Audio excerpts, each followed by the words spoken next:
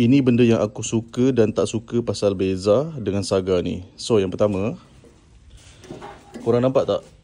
Saga ni dia dah memang ada bar tau. Ini memang daripada kilang So kalau bawa tu dia rasa stable lah. Maksudnya bila corner pun lebih comfort.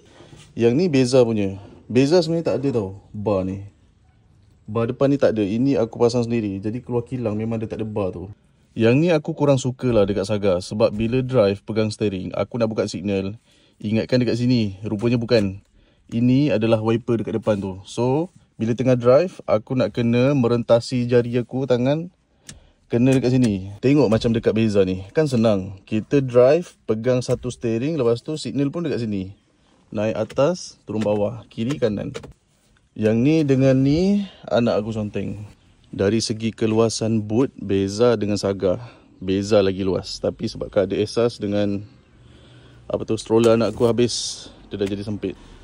Saga pun luas juga, cuma sikit lah beza dia. Untuk daripada segi minyak pula, yang lebih jimat minyak adalah yang Beza. Beza lagi jimat minyak daripada Saga. Untuk interior, aku lagi suka Beza punya berbanding Saga. Cuma aku lagi suka Saga ni, dia punya belah sini, nampak dia rata tau. So nak letak air pun senang. Dia tak macam Beza. Beza tu dia macam menonjol ke depan. Lepas tu kita macam nak kena selut ke dalam untuk letak barang ke apa ke. Macam ni dia straight je. Korang tengok, interior Beza dia lagi cantik. Dia lebih nampak moden. Tapi itulah, dia terbojol keluar tau sini. Jadi nak letak barang kena masuk dalam lah, apalah semua. Kesimpulan dia, aku suka je dua-dua ni. Sebab dia ada pro and cons. And yang penting, Beza dengan Saga ni adalah produk Malaysia.